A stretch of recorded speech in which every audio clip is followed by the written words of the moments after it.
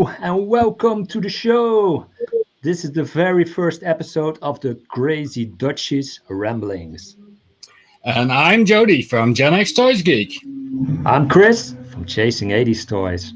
Yeah, today we're talking about M.A.S.K, guys. We're talking about M.A.S.K. Yes, we're talking about the comics and the cartoon because there's a lot to cover when we're talking about M.A.S.K. So Jody and I decided we're not going to do one live stream. We're going to do 2 live streams on M.A.S.K. And this one is all about comics and all about the cartoon. And the second one will be in 2 weeks on Jody's channel, Gen X Toys Geek. Subscribe if you haven't already. And there we're going to talk about the toys. Exactly. All right. Who do we have in the chat? Because there's people in the chat I see. I already saw my buddy Keith from the UK. Hello, Keith. Pluckman is there. Connor is there. A world made of cardboard. Cool. My good buddy Scuba Pete is in the chat. And I also see some new names. I see Dave C. Welcome, Dave C. Hey, Dave. He's a good buddy of mine. Cool. We see Gamering as well. Then we got this weirdo who we all know and love, Mr. Scuba Pete. Yeah. And we got Mr. Shaffer as well. Yeah, and that's right. Thank you for moderating. All the way from the other side of the world, Mr. Brandon Haley. Good morning to you, sir. Good morning. Hello, mate. So if we're going to start off with the comics, well, Chris, you're the expert on the comics. I watched the cartoon, but I've never actually read the comics.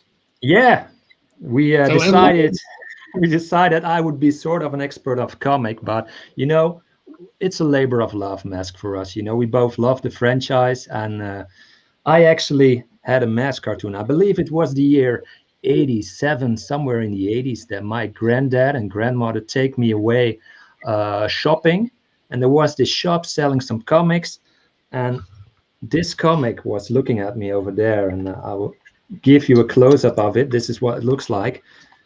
It's called an Omnibus.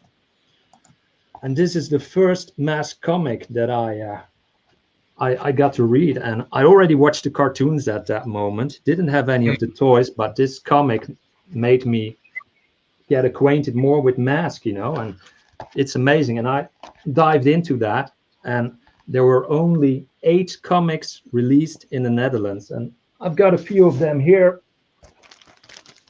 Oh, wow. Few of the comics from the Netherlands. It's real cool artwork, you know. The covers look pretty cool.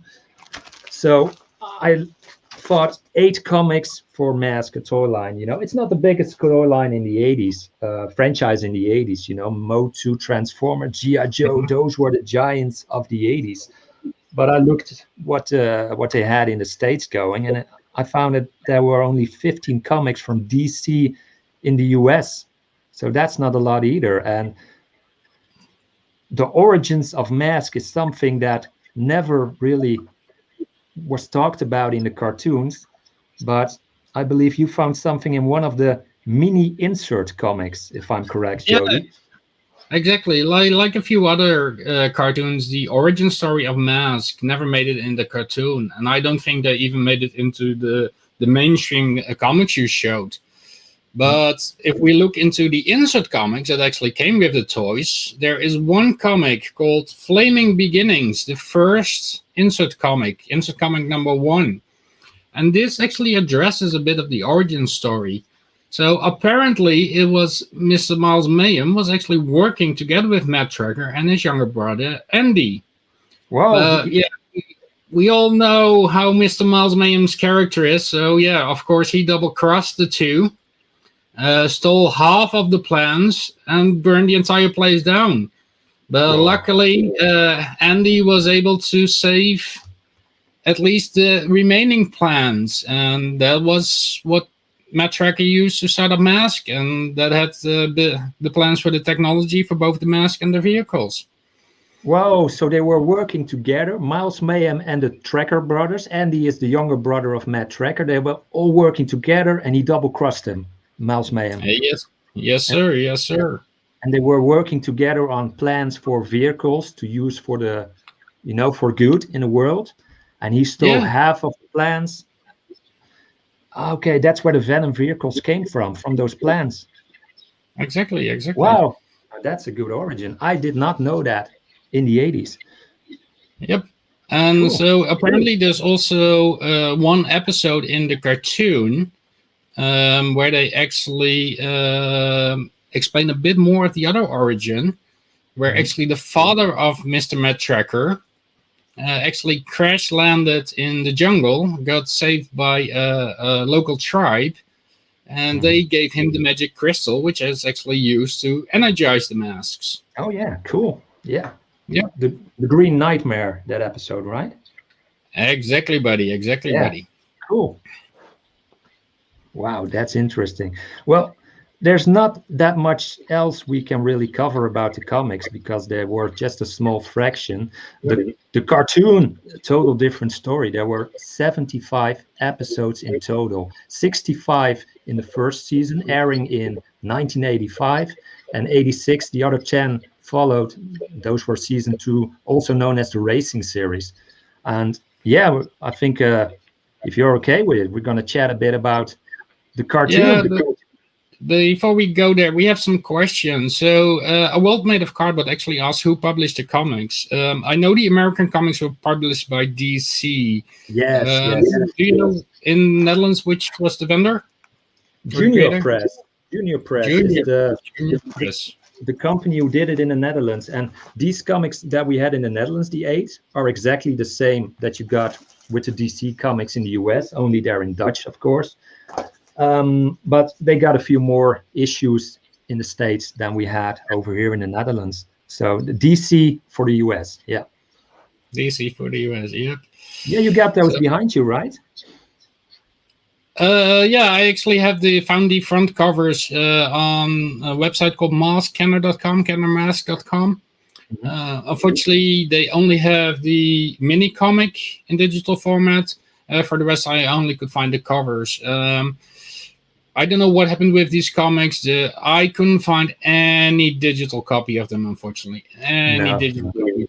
No, I read the Dutch ones, and the storyline in the Dutch comics is quite similar to the cartoons. It's not that there's more violence in the comics than the cartoon. What you get with G.I. Joe, you can see a difference with the Larry Hama comics, that there's a bit more violence in the comics than you get in the Sunbow cartoon series. But M.A.S.K, it's okay. It's quite okay. And yeah, I loved this comic as a kid. This was my holy Bible for M.A.S.K in the kids, and I must have read this over and over again, and that's why it's falling apart a bit. And it smells. I wish you could smell this. but look what Kieran writes. So apparently in the UK they actually had 79 weekly issues. Whoa! And jealous, jealous, very jealous. Is that the 80s issues? Because I know there were later M.A.S.K comics after the show had already stopped in the 80s, and there's been, in comic form, M.A.S.K went on for quite a while. I believe a few years ago there was a new issue of comics of M.A.S.K, but we're only covering the 80s a bit, so. Yep. Cool. Yep. So yeah, let's talk about the cartoons, buddy. So if we look into the cartoons, do you actually have any cartoons that stand out for yourself? I do have cartoons that stand out for myself, and like Jody and I are both from the Netherlands, there's one episode of M.A.S.K that actually is in the Netherlands, in Dutch, episode 30. Oh, there it is. Yeah, and that's typically Dutch. What you see there, the flower beds, everything is flat. That's how they saw us in the 80s, I suppose. I got a few more pictures from that over here. This is a close-up. You can see Thunderhawk flying over a beautiful landscape there. Yeah, so if you switch back to...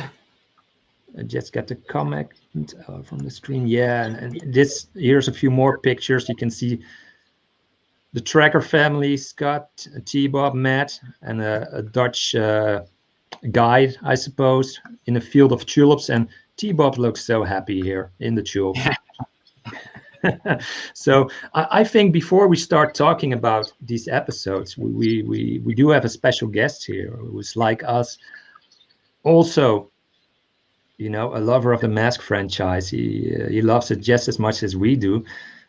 Is this a good moment to bring our guest on, Jody? What do you think? Definitely. Guys, please welcome Mr. Michael Shaffer. Hi, everybody. How you doing? Thanks for having me on. I really appreciate it. Hi, Mike. Good to see you. There's a bit of an echo on the line. I don't know if that's at your end or. I'm fine. It's gone. It's gone. Oh, it's gone? Okay. Maybe I was talking too loudly. I apologize. I love your shirt. Compliments for that. Oh, thank you very much. Yeah. I had to wear the M.A.S.K shirt for sure. It's awesome. How much I love Transformers, Jody. I love your shirt as well. But today we're talking M.A.S.K, and I think you win the shirt contest today, Michael. Well, I didn't know there was a contest, but I'm glad I won. No, I'm really great to be here. I've always loved the toy, and both your channels. You guys have been part of the toy community on, you know, retro blasting and analog toys and so many other channels.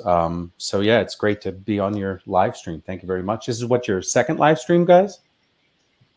The second one we did together. The first one we did on Jody's channel, but this is actually the very first time we given ourselves a name, since we both, you know, Jody's Dutch, I'm Dutch. We're crazy. We're the crazy Dutchies, and we're gonna ramble on about the toys or franchises we love. Indeed. So, but this is actually the first live stream on the Chasing 80s Toys channel. Yes. So that's yeah. Congratulations, and congratulations on your new subscriber numbers. That's great. It's really, really cool. Thank you. So, thank you, Blackman. So what was your favorite? Actually, do you have a favorite episode, Michael? Favorite episode? I don't know. They're all very similar. I do like the one at the Indy 500. What was that? Vanishing Point? Stop motion. Stop motion. I'm sorry. Stop motion.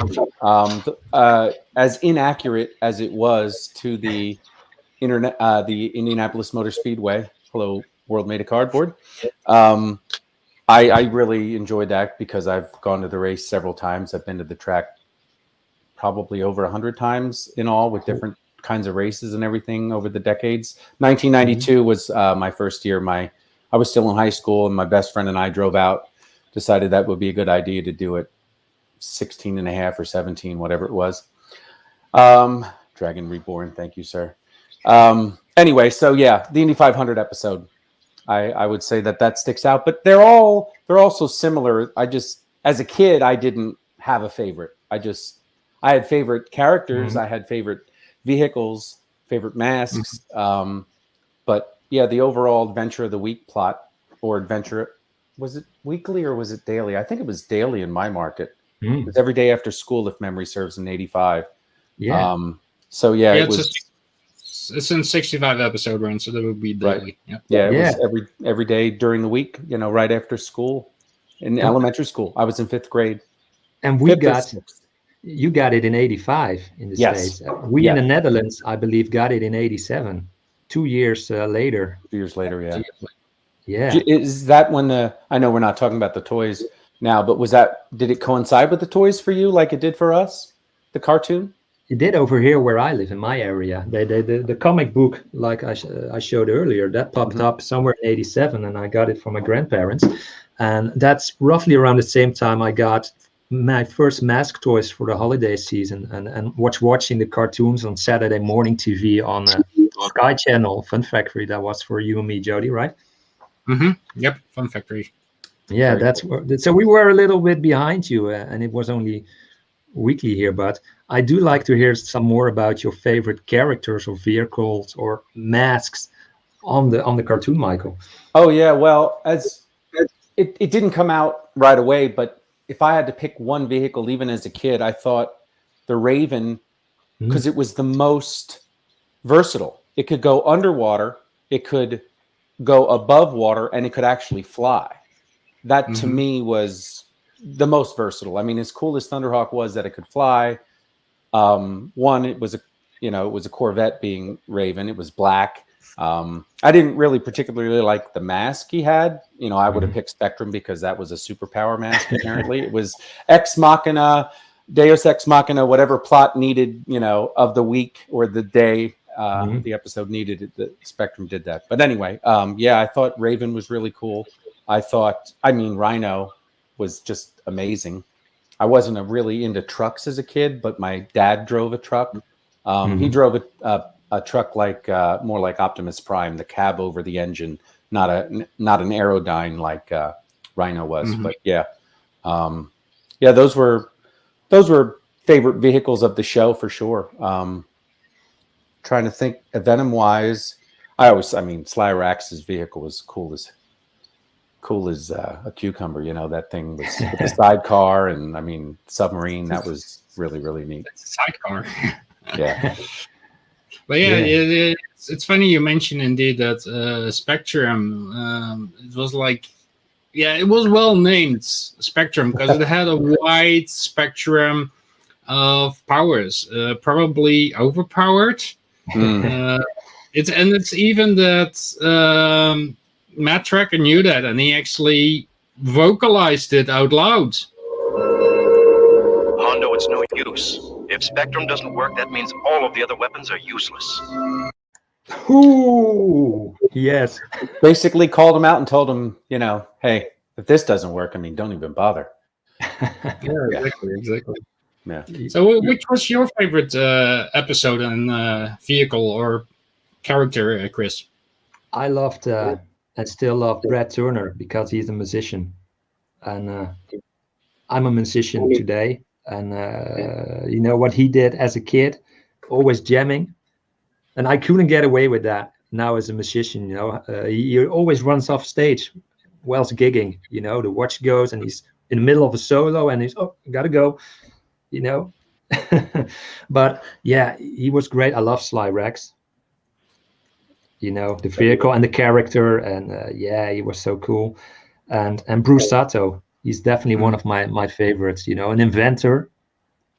He's got this cool rig he's driving. He's an engineer. He's got Lifter, which I find is a very cool mask. And he can lift everything with that mask, didn't he, Jody? When he did Lifter on, and all things happen. I think you got something to show for that, right? Yeah,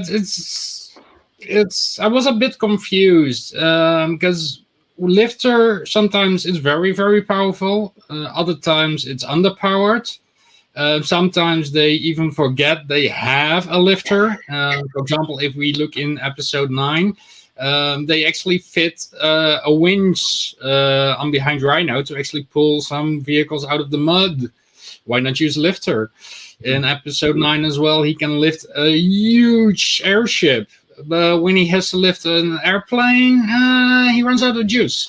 So, it's a bit on and off. I think a lot of the vehicles and masks had inconsistencies with just what their abilities could do. Aura could do everything from protect Matt from falling to protect an entire area from being magnetized to, that thing could do a lot depending on what the plot needed. But and it also, if you remember her vehicle, Shark, that had whatever necessary device was needed for the plot, kind of like Thunderhawk did. That guy had every kind of missile, bomb, and disc to throw at the problem. So nothing was super consistent in that aspect, but I did remember hearing the writers say they had direct orders that, these masks were specific and they did these specific things, and the vehicles did specific things, and the characters did specific things. And there was the production staff was strict with the writers on what they could do within that structure. So true, so true. Jody, what are some of your favorite vehicles, characters, masks on the show? So first of all, if we talk about episodes, I don't have a specific favorite episode. There are some good ones. There's one which is really, really poor. where basically Venom kidnaps an entire bunch of pandas to put on an island to resculpt Easter Island images into themselves. So yeah, that was a really, really poor episode. One of my favorite vehicles and characters was actually Buddy Hawk and Hurricane. And that also brings me into the saddest episode for myself.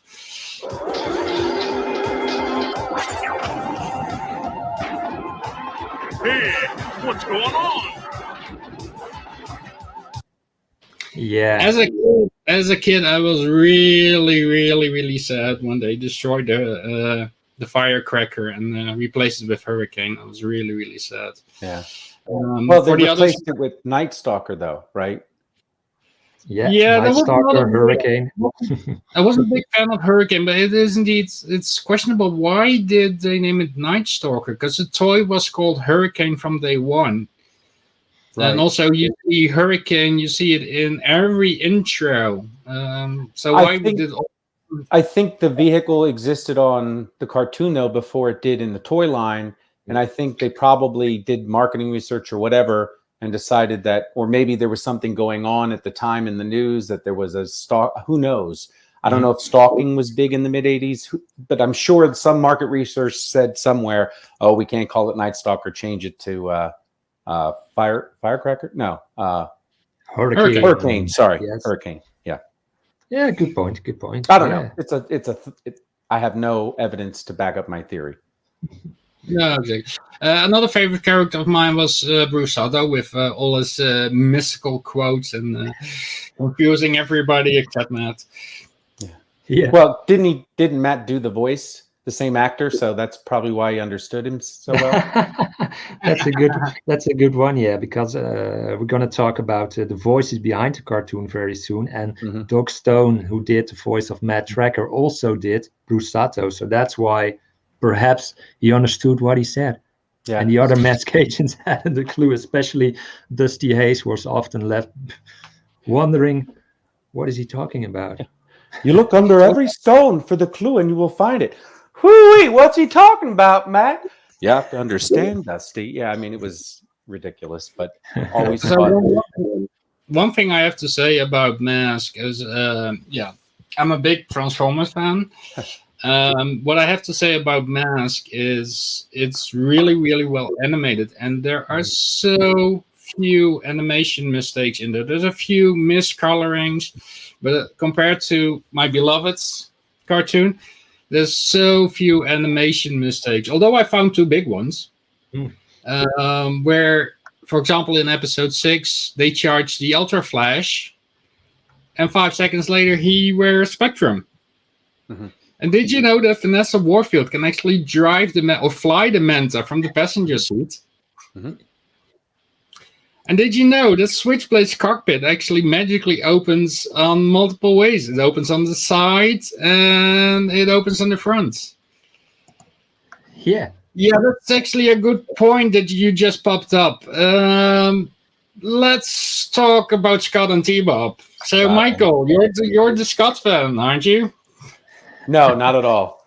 I wish Scott harm. Even as a kid, I was not a fan of Scott. I was in '85. I was 11, so Scott just irritated me because he just never listened. And I think Matt's a worse parent than Scott's a kid. But Scott was very, very irritating, and it was hard watching back all 65 episodes and dealing with Scott. Yeah. Hey, Bob. Hey, Bob. Yeah, I think I don't agree with that. I thought Scott and T-Bob, I was a bit younger than you at the time. I watched the M.A.S.K cartoons there, so that could probably be a reason why I wanted to be Scott too. I wanted to be one of the M.A.S.K agents, of course, but I was still at that age that I thought, whoa, that's cool, you know. Matt Tracker, he had a big mansion where you could live. Now, how cool is that? 2 tennis courts. You got yourself your robot who does everything for you, you know. Yep.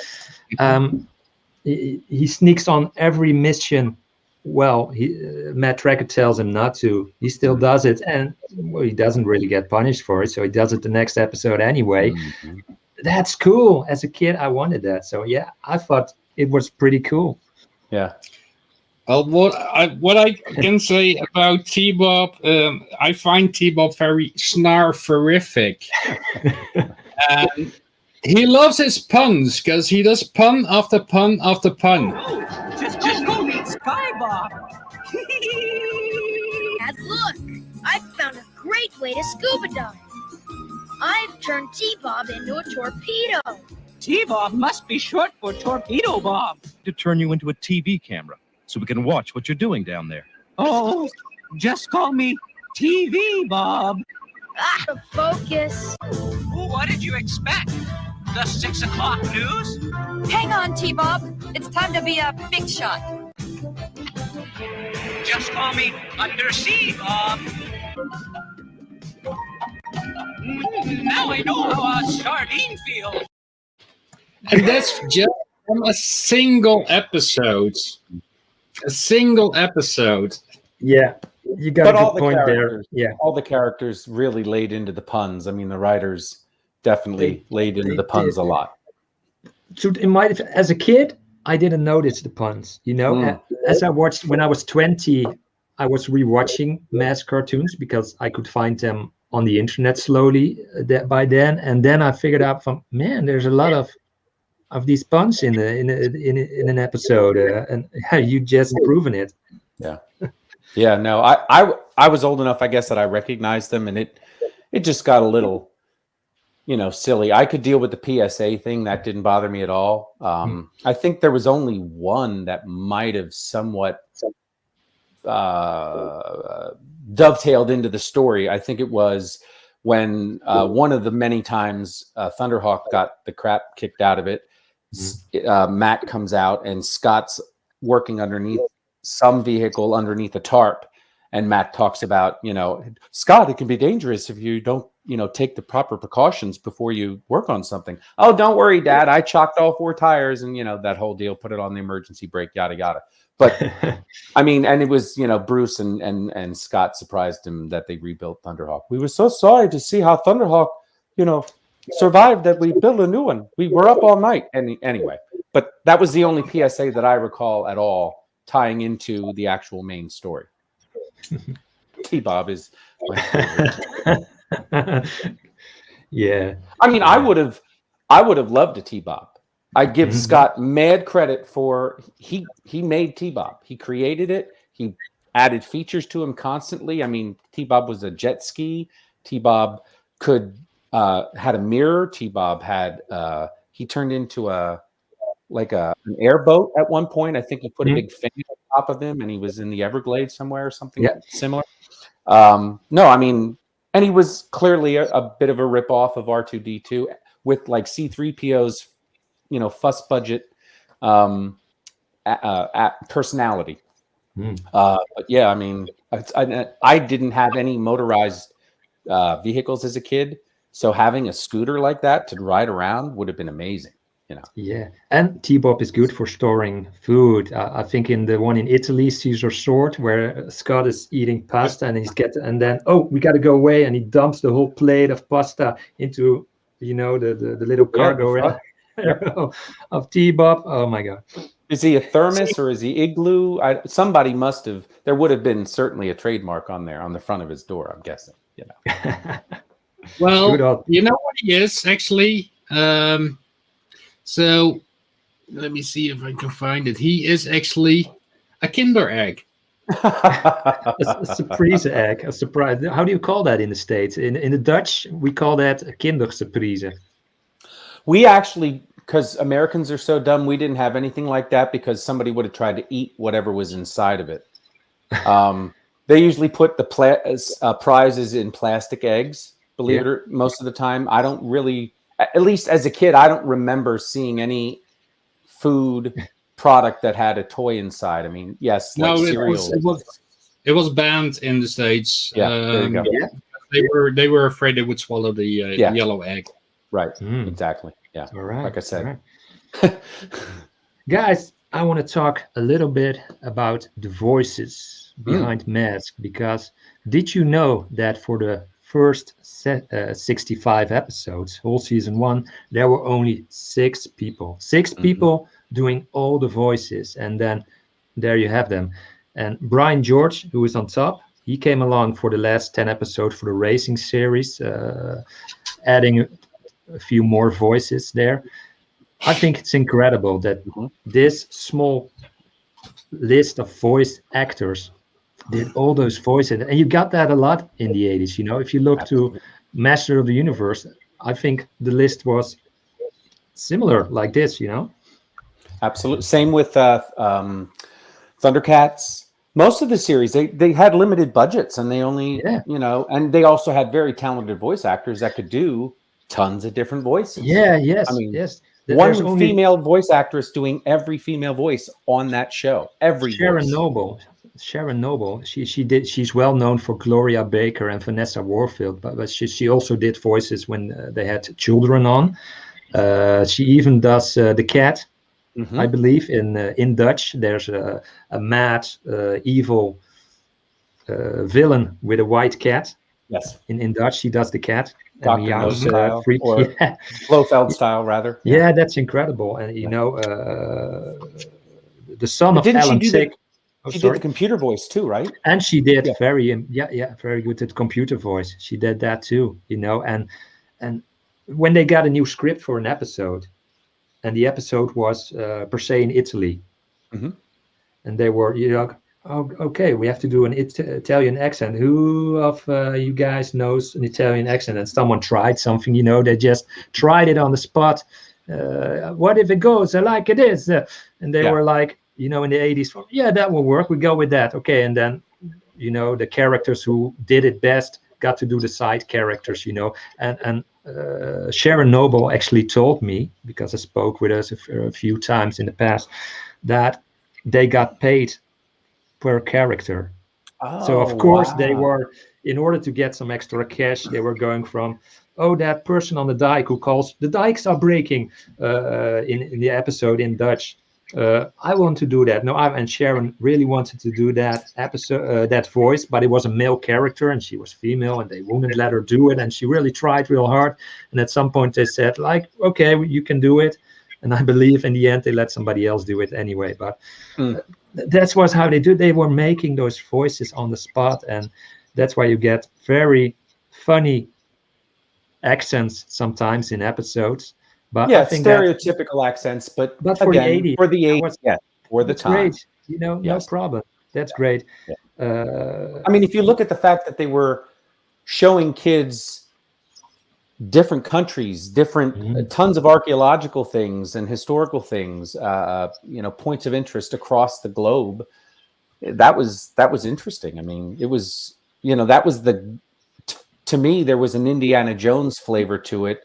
I said this before, that they borrowed from many tropes. There was, when they put the team together, that was very much Mission Impossible, bring up everybody and, you know, they're different. You know, later on, they actually would, if I remember correctly, the computer would actually comment on their abilities and why they would be good for this mission. But yeah, they really took the time to do that and make it an adventure of the week and let you see stuff. But that Indiana Jones thing again, didn't they do a Crystal Skull at some point? I mean, again, that's before they did the Indiana Jones movie, but there was a Crystal Skull episode. They did an episode. I remember Bruce Sato going down like a mine cart shaft, and he does a jump very similar to Temple of Doom, comes flying out the wall, you know, like the water did. And so, they borrowed many tropes. I mean, it was kind of G.I. Joe, the team group, with all their individual abilities, plus Transformers, plus that Mission Impossible.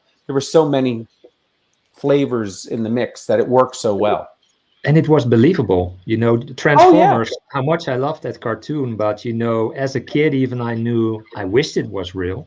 Right. But I knew somehow from, not a Planet Cybertron, Masters of the Universe, you know.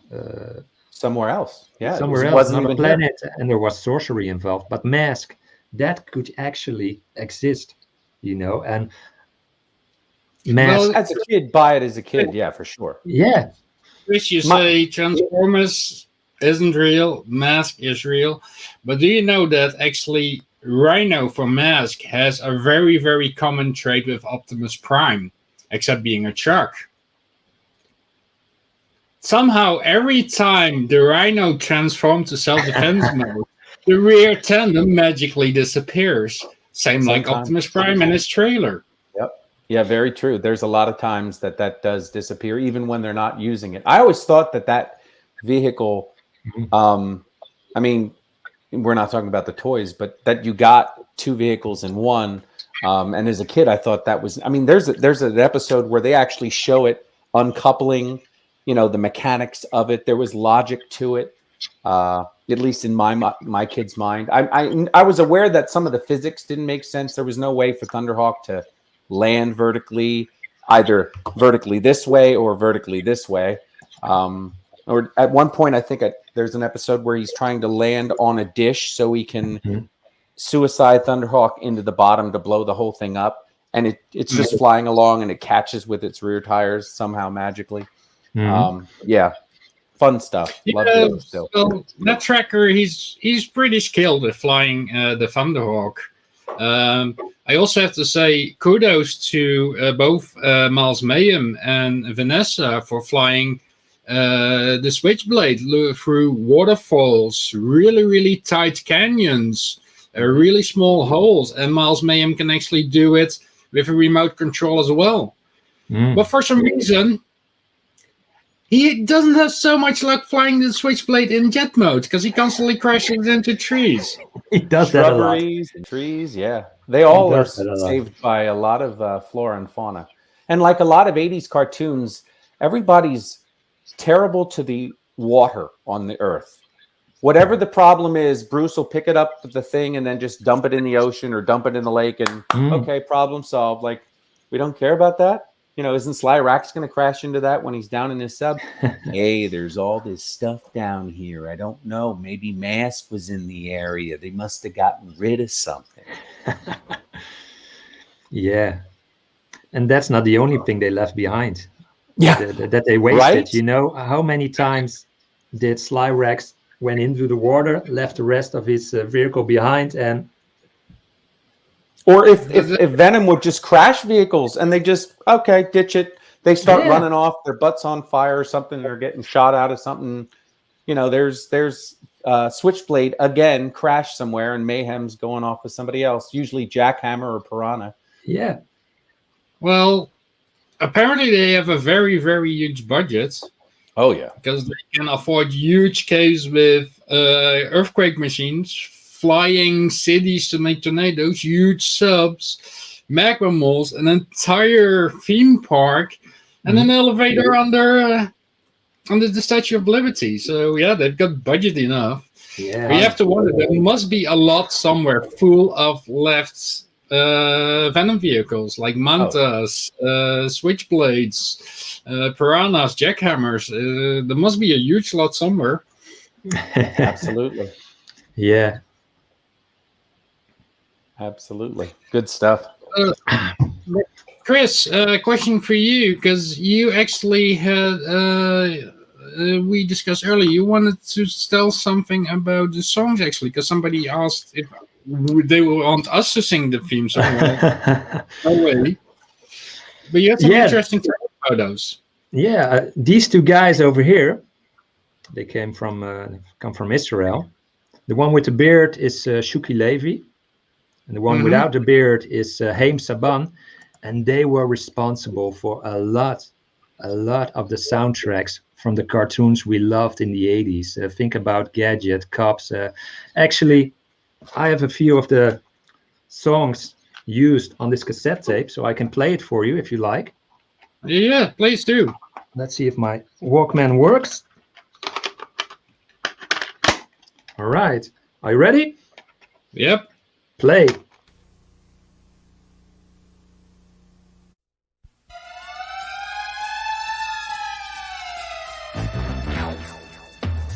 most powerful man in the universe.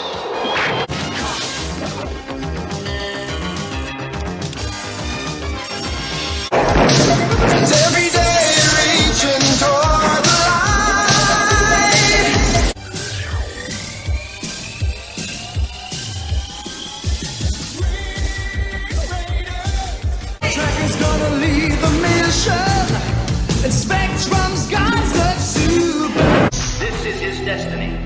I am John Blackstar.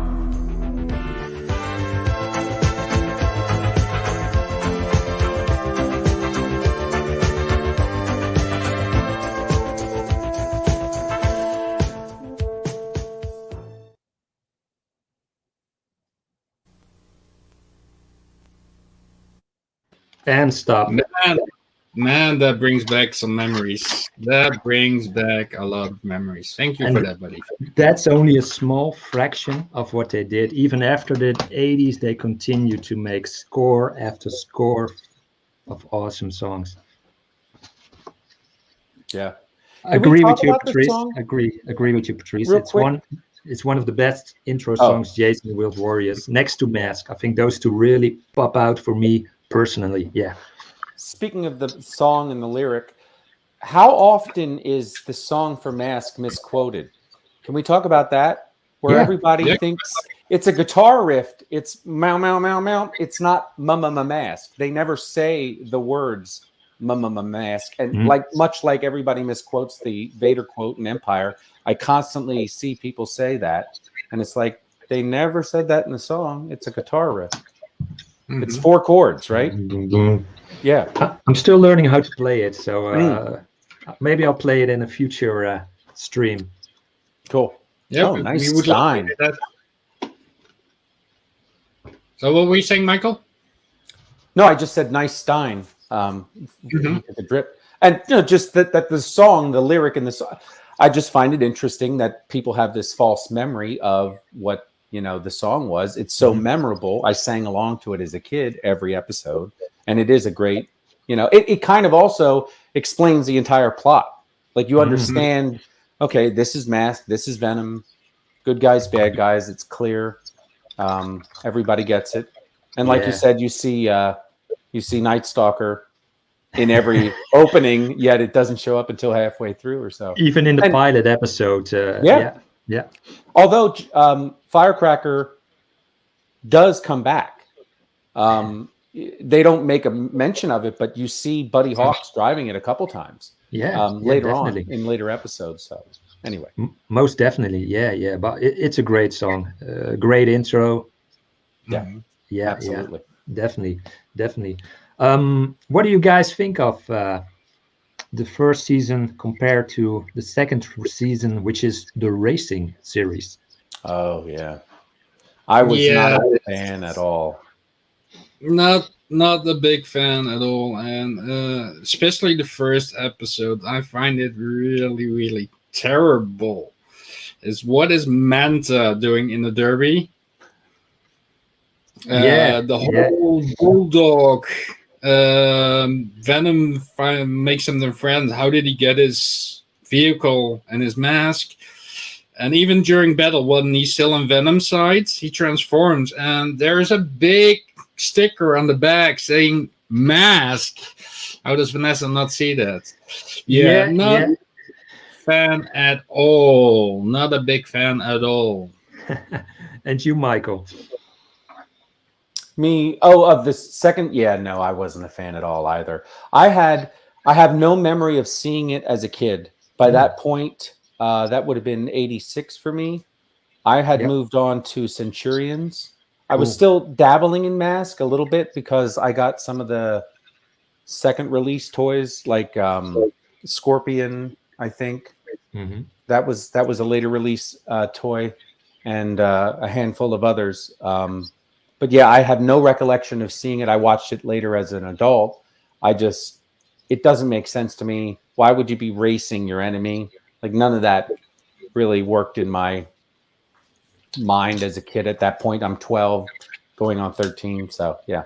There were 10 episodes in the second season. And for those who don't know, the first one of those episodes starts with a destruction derby. And there we see Buddy Hawks again, but he's called Clutch Hawks for some reason now. And he's in a vehicle that looks a lot like Firecracker, but isn't. Right. The Wildcats. The Wildcat, indeed. I have to admit, even as a kid, I really wasn't fond of the cartoon. I did own a few toys, but we'll talk about the toys in 2 weeks. Mhm. That's another story for another episode. That's another story for another episode. Yeah, they're right back there. I really was okay with the racing series because I was still very much into M.A.S.K, and there were also some vehicles on there that I kind of like Bulldog. Jody and I talked about it a little bit earlier. There were some cool vehicles that came out of that racing series that were pretty cool as toys as well, and they got mini play sets for the first time. But now I'm talking toys again. That's for another episode. But that were in the cartoon, so it wasn't only Boulder Hill. There were mini bases then. But maybe this is a good bridge to go back to the first season again and talk about Boulder Hill for another moment, because that deserves some attention too. Oh, absolutely. Yep, definitely. Absolutely. And they showed so many different views. I mean, they made sure they changed up the animation. Sometimes there was a different car that was in the bay that the clamps went on to and would spin around. And then, the order of the vehicles parked in the garage behind that would change. And there was at least one episode where they showed it reverse point of view, and you saw the wall come down from behind the M.A.S.K vehicles. So it was, and what it could do, I mean, it was just cool. I mean, a whole armored base. Didn't Venom actually attacked the Boulder Hill base in a few episodes? Do you know about that, Jody? I think they definitely did it one episode because they followed a tracker in the mystical book. So they followed the tracker to Boulder Hill, but then they fooled Venom by thinking that they blew it up with the Hocus Pocus mask. Hocus Pocus mask, yep. Hocus Pocus.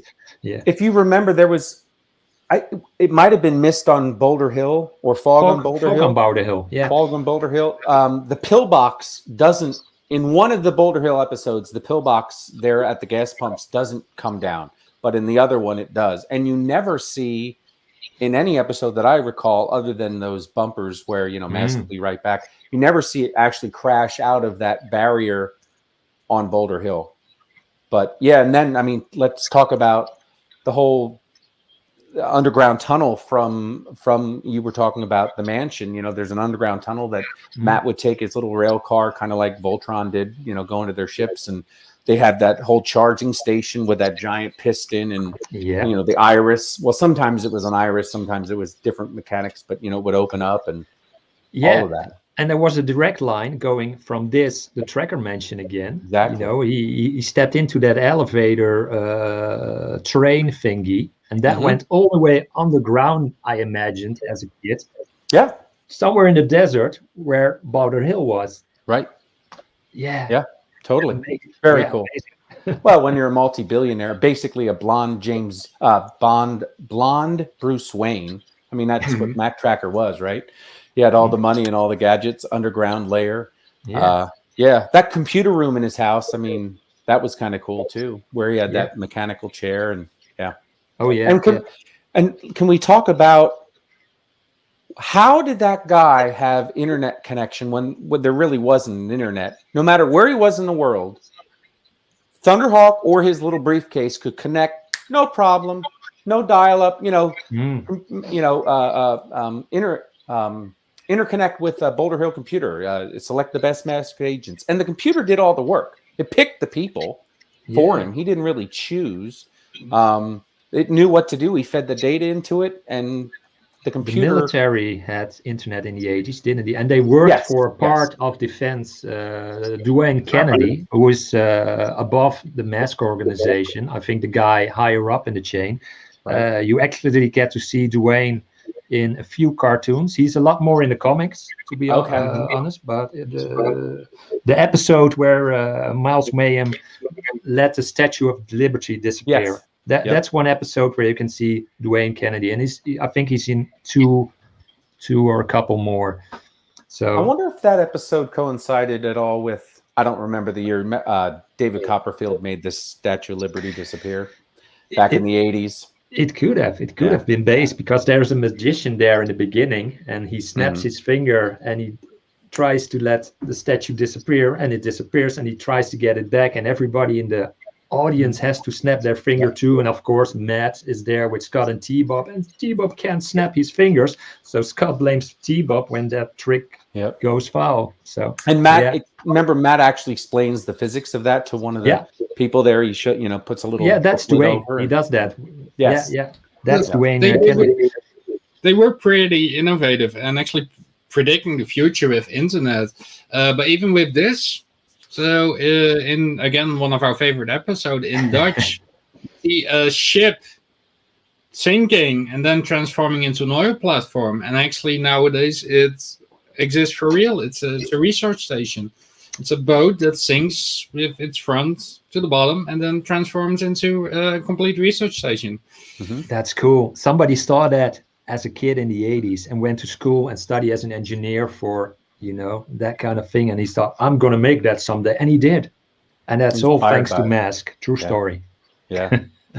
Oh, I just saw Condor there. We didn't talk about this. I think it only happened in one episode. Remember, Brad could actually lower the ski on Condor, not in helicopter mode, but in motorcycle mode, and he could go Mach whatever with a laser guided tracking system. I did that as a kid. I would bring up the roll bar, but not extend the rotors, and I would mimic that all the time. I thought that was the neatest. There you go, perfect image. Really like that. But they again, sometimes there were one-offs in episodes that you never got to see again that I always would have liked to have seen again. I guess. Patrice put a good comment in a while back about the tensions between, and there were more tensions between other members in the M.A.S.K. team. She was talking about Vanessa and Brad. Brad was always a bit of the bad boy in the M.A.S.K. team. He was the rocker, Vanessa, I think there was a thing going there between the two of them, but they were not the only one. I thought Vanessa and Rax had a thing, though, didn't you? No. For him. She cooked for him. He called him dum-nums and all sort of bad language. Oh, right. No. But to me, as a kid, that was the whole pull on the pigtails of the girl you like. I think that was just her. I mean, she wouldn't have cooked for anybody else but Sly Rax. I don't know. Okay. I thought there was a thing there. Could have been. Sly Rax hated her cooking. What? Sly Rax really hated her cooking. Right, because that's the stereotypical thing to say about the girl you like. You got to be mean to her and she'll like you. That was the kid thinking, I think, of the writers. Maybe I'm wrong. What do you think? Tell me. What do you think about the tensions, to go with that word again, between Matt Tracker and Gloria Baker? And then in season 2, the very first episode, you see something happening between Buddy Hawks and Gloria Baker. Yeah. There is a thing. There's a thing going there. There was definitely something I thought between Matt and Gloria, because she was like on a vacation with him at one point, trying to tell him to relax more. And she seemed to, there seemed to be something more there. They never, came out right and said anything, but I always got that feeling. He always seemed upset. They all were upset if she got hurt, if Aura burned her up or whatever, but Matt always seemed extra upset to me. So there was something there, I thought. Yeah, definitely. We got Tony in the chat too. And speaking of the chat, in just a moment, we're going to drop a link into the chat. So if you want to come on our episode, on our broadcast, if you will, and talk a few minutes about your favorite moments or a favorite episode or whatnot about M.A.S.K, the cartoon, or the comics, perhaps, you can come on the show if you like. Okay. So we are dropping that link in a moment, right? It's already in there. It's already in there. Yep. I saw it posted earlier. Yep. So that's cool. But yeah, definitely. As a kid, I didn't again notice those tensions that much because I was totally into other things. But watching it back later, you discover different sides of the cartoon and that there was stuff in there, even for the older generation.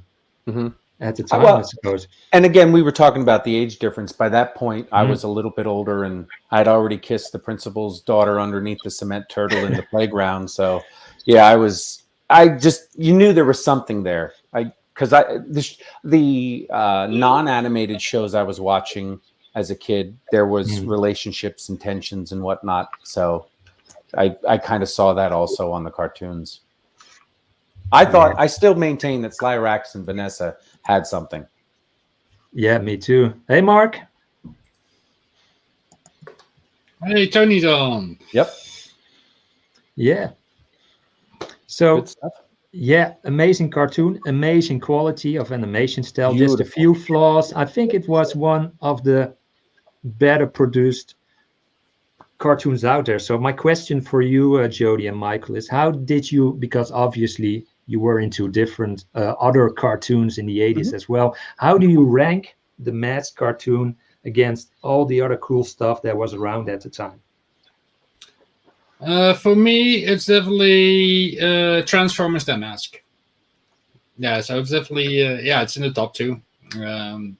I just love the cartoon, the whole concept behind it, transforming cars. It had helicopters. It had like the big rigs, like right now. And as a kid, I had 2 fascinations. One was with helicopters, and one was somehow with the American big rigs, because we could only see it on television. Because in the Netherlands, we've never had the big rigs. We only had the flat caps. Yeah, that's right. That's right. Yeah, definitely. And for you, Michael? Oh, it's definitely in the top 3 for me. I loved M.A.S.K. I loved the Centurions. It really depends for me on the mood I'm in where I would rank it. But the quality of the cartoon, the fact that I know we're not talking about the toys, but that the animation matched what the toys did for the most part so well. The functions, how they transformed, they were really particular about that. There were only a handful of the toys that didn't. Manta was a bit different in the transformation, but I didn't have that toy. That toy was out so much later. Wasn't that the 4th wave of toys, if I'm not mistaken? But love MASH. Yeah. But yeah, no, I M.A.S.K is definitely in my top 3 for sure. Yeah. For me, the same. I think I even dare to say it's my favorite franchise of the 80s. Cartoon-like, toy-line-like, storyline-like, soundtrack-like, everything comes together. What I like about a cartoon, a toy line in the 80s, M.A.S.K is definitely up there. And a close second for me would have been Masters of the Universe. Of course, earlier. Out of M.A.S.K, of course. But yeah, and G.I. Joe. I'm a big fan of G.I. Joe, so I loved the Joe cartoons as well. Definitely. Yeah. Good stuff. Definitely. Yeah, we talked about PSAs in the end already. A little bit. Is there anything else you guys want to bring up? Or oh well. Yeah, I think we've covered most. I think, to the best of my knowledge, I mean, we talked about Scott and T-Bob. You did say about Scott. I mean, don't get me wrong. I wanted to be in Scott's position, but I did not want to be Scott. I wouldn't have been the bratty kid. In my mind, the way to get on the M.A.S.K team would be to listen to what my dad said, not to constantly get in trouble. And to talk about that, didn't you at one point, because I, as a kid, again, I was a little older, ever think, why isn't Venom catching on that there's a kid with a robot? There aren't many kids with robots, and he looks the same, and he's always showing up to all of these, things we're trying to pull off, these capers. I just would have thought that at some point, somebody would have paid attention enough and caught on. Maybe not Dagger. I mean, that guy was, G-Mayhem. I mean, that guy was a real lunkhead, but, some of the other people were paying attention. He should have noticed. Yeah. I know there was an episode where Mayhem actually gets to see through the masks and see who they are. But then once I think it was the Crystal Skull. The Crystal Skull, yeah. Once that's destroyed, all memory of everything they learned was, lost. So that was a cool episode, though. That was a good episode, definitely. Yeah. Hello, Jacob from the Netherlands. The Dutch Captain Jack Sparrow is in our chat, gentlemen. Very cool. Hey, Joseph. Sly Rax is cool. Well, did you know that we actually have some real world transforming cars, real M.A.S.K cars as well. Mm. So, ever heard of Carver? Carver with a C? Yeah, it's a Dutch company called Carver, and they I think I know where you're going. Yeah. Yeah, they made a real transforming car. I'm just trying to locate the image right now. You try to find it. Well, you try to find that. There was something that Michael Shaffer reminded me of earlier. You were talking about the retro blasting video of M.A.S.K, and they talked about, are they masks or are they helmets? Right. And if they the acronym. tell us a bit about that, because I did my homework. Oh well, yeah. Michael had talked about the fact that the 80s were crazy for acronyms, and M.A.S.K, and Mobile Armored Strike Command, command with a K. And he said, were they really masks, or they looked more like helmets to him? But at one, I think in his video, I think the challenge still is open. No, I asked you honestly. He says, come up with an acronym, name for each letter for helmet. So did you do this? Nice. What did you come up with? Did you do this as well? I did not. No. Okay, that makes me the winner anyway. Or you are the winner. Did you got anything on the? No, you're the creative one amongst us. So let's show us what you got, buddy. Are you ready? Yeah. This is genius. Helmet stands for heroic, extraordinary, legal, M.A.S.K, elite, team. Nice. That's pretty good. That's pretty good, right? I like it. Yeah. Much better than what I would have come up with. And it doesn't matter that it makes no sense whatsoever. It's totally ramblings, but it sounds good, and that's what works in the end. But still, M.A.S.K, Mobile Armored Strike Command, and command written with a K. It's hard to beat. And Matt had to say it almost every time to the computer.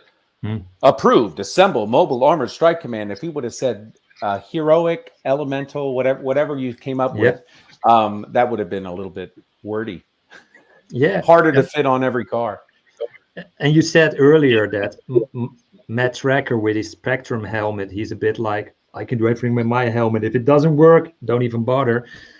Matt Tracker, Miles Mayhem, called his own organization after himself, Venom, which stands for Vicious Evil Network of Mayhem. Yeah. I wonder how you got a job on that team. Do you think there was like a personal ad, or how do you think he got the people to work for him? And what's up with his outfits? Why is he in a military uniform?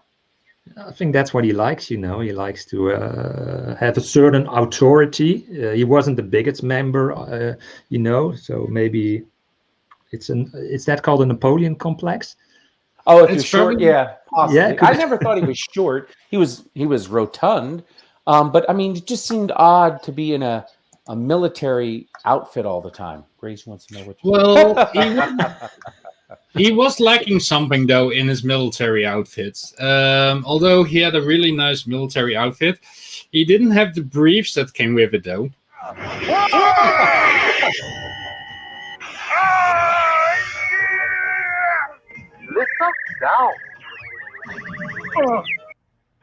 Did he say lift her down? He said lift her down. That's not army issued underwear. No. Oh, you can I think in the U.S. military, you still can pick boxers or briefs, if I'm not mistaken.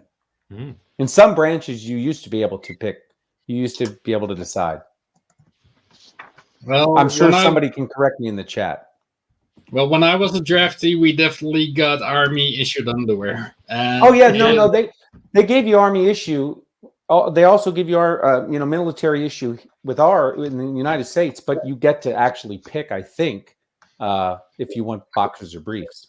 Yeah, we got Scuba in the green room rating, cool. But his camera isn't on already. So if you want to join on to have a chat about M.A.S.K, I know Scuba is just starting to collect M.A.S.K toys. Let's bring our first guest onto the screen.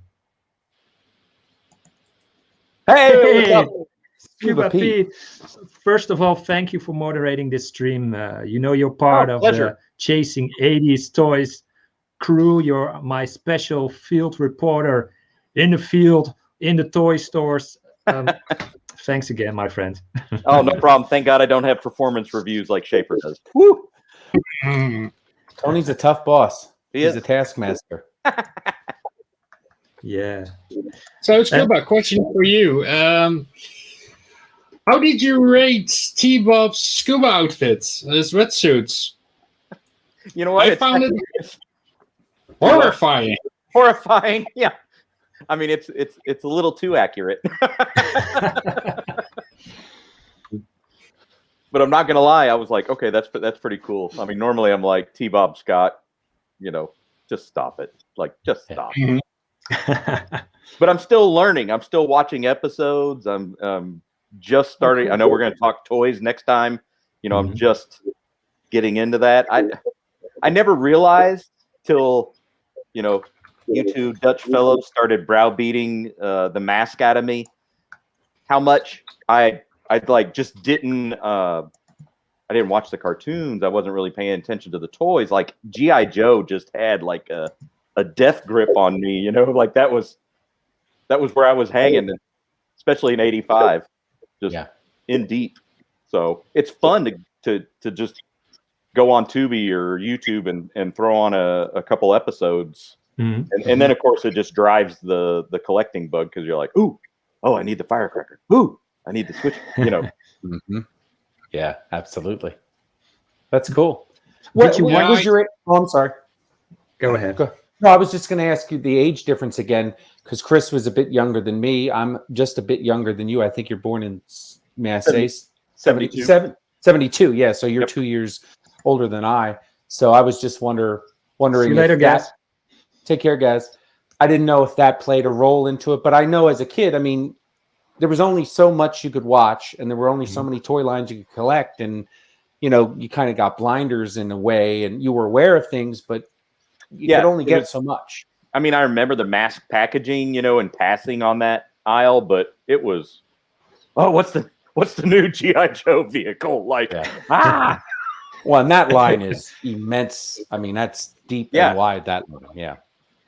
But again, I know we're going to talk about toys later, but just all the Transformer-esque changes of the vehicles. I mean, that's just cool. All the engineering and that's intriguing. Thank you, Brendan. Yeah, he is. He really is. Yeah. I mean, all the houses in the Netherlands are made out of old M.A.S.K boxes. I mean, they're everywhere. So that is true. It is that it's already dark outside, or else I would turn my camera. Yeah, show you outside. It's true. They're all built of M.A.S.K boxes all over here in the Netherlands. Crazy. True story. True story. Is that what they made some of the dikes out of? I mean, did they use boxes to at least form them before they, filled them with other material? I think it was, like the Palatoy dump. They just, old M.A.S.K toys. They just started building, dams and dikes out of them. It is shocking. Yeah. Those might be ET cartridges, though. Definitely. I got a question for the three of you. And again, if anybody in the chat wants to come on the episode, come on the show. The link is in the comments there. So just hop on, feel free, and join the fun. I got a question for the three of you. What came first? Did you first watch the cartoon and through that found out about the toys and enjoyed the toys, or was it the other way around, that you first saw the toys in the toy aisles and then found out about that there was this cool cartoon on TV? For me, it was definitely the cartoon on, I believe, Saturday mornings. We had them on Sky Channel. Yeah, the Fun Factory. I definitely got hooked on the cartoon. Then I actually.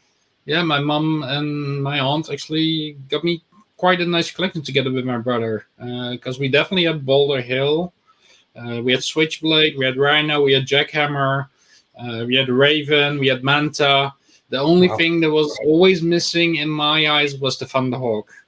That was just missing. I never got Thunderhawk, unfortunately. Scuba? It was definitely, dabbling in those cartoons, and then on the toy hunts going, oh, hey, look, there's M.A.S.K.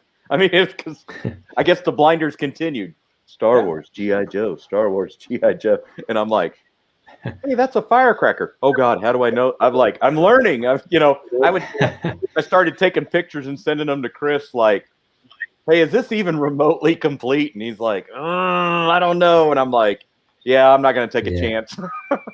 Yeah. Take care, Pluck, man. Take care, my friend. See you, buddy. See you, Joey. Yeah, definitely.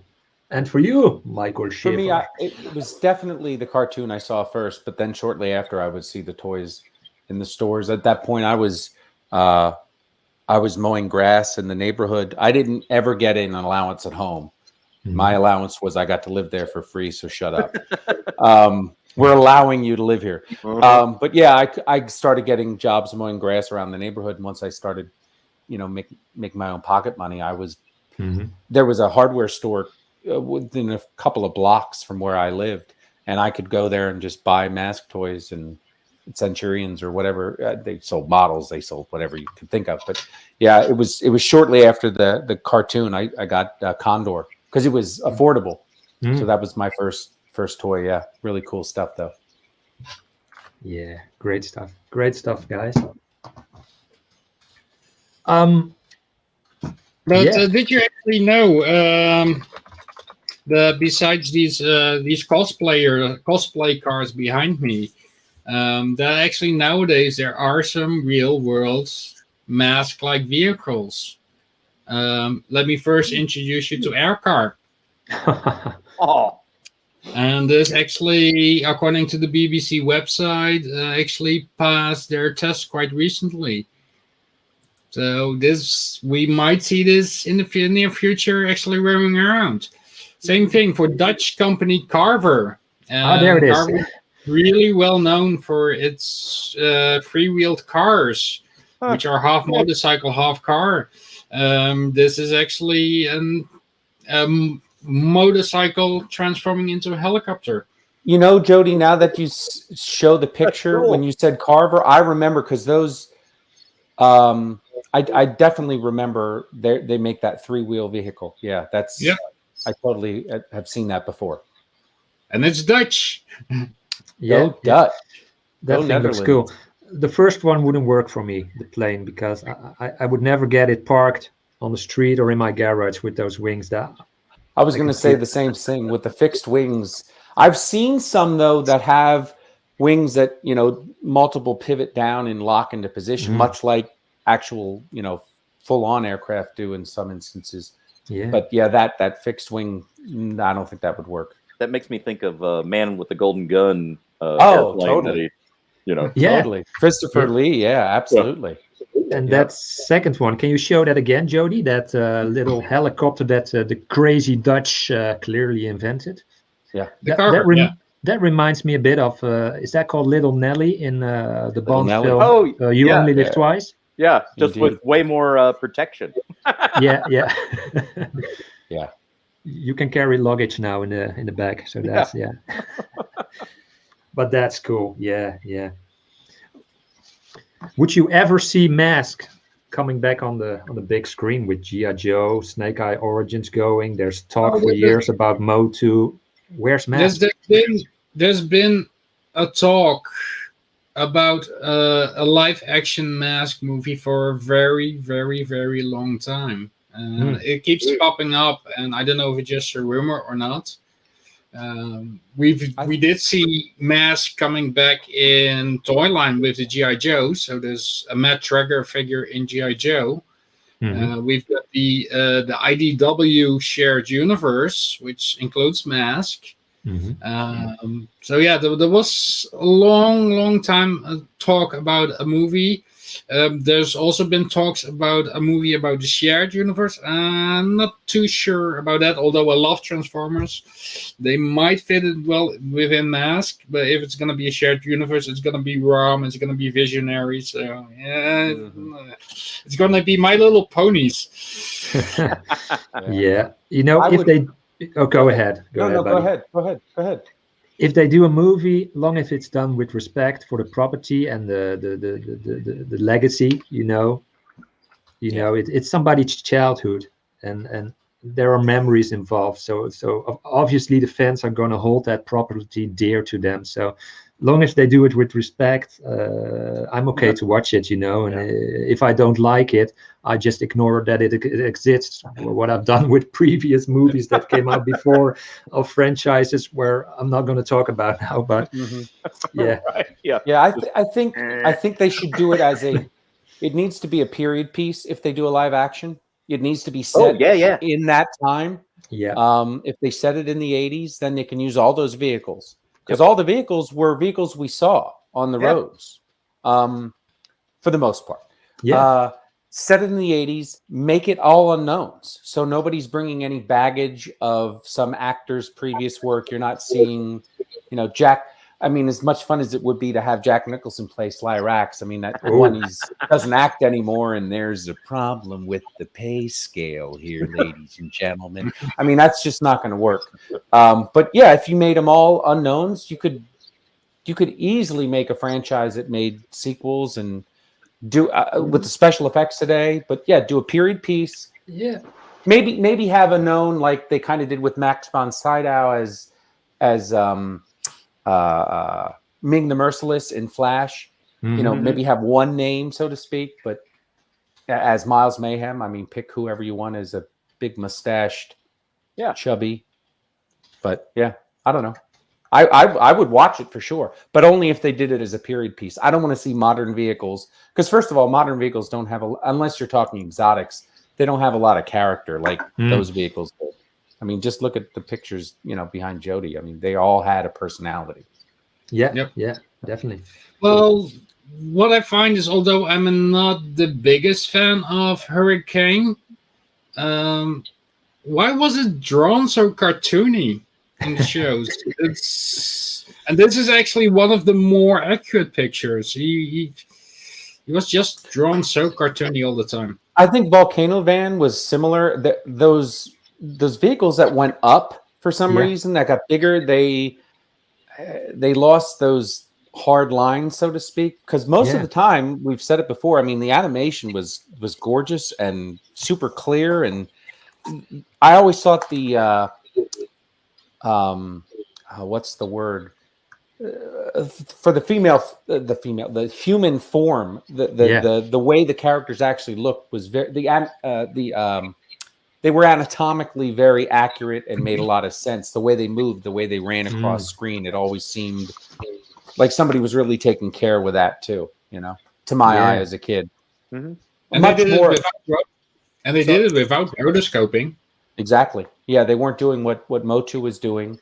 And it was far better, I thought, than the Transformer animation. I was never really a fan of that. I liked the voice acting on the show as a kid, but the mass shifting bothered me. The amount of time, the fact that Teletran 1 fixed, I mean, we're not talking about the Transformers, but that they fixed the bad guys too. Like, all of that bothered me as a kid. But anyway, Mask, good animation. Definitely. We're approaching the 1.5 hour time mark, so we're gonna round it up slowly by this time. You guys, can you sum up one or two things what Mask did for you and meant for you in the 80s? For me, one of the things, to give an example, was that watching the Mask team going all the way around the world, visiting different countries, made me want to explore the world too. That's one of the things it did for me. How about for you guys? For me, it was the biggest memory I have with Mask is that the projectiles actually had some horsepower behind them. Because for the Transformer guns, I always had to upgrade them with spring from ballpoint pens or whatever. Because me and my brother loved to build little castles out of the domino bricks and then just shoot each other with mass vehicles, Lego cannons, Playmobil cannons, upgraded Transformer weapons. That's my biggest fond memory of M.A.S.K. Yeah. How about for you, Scuba?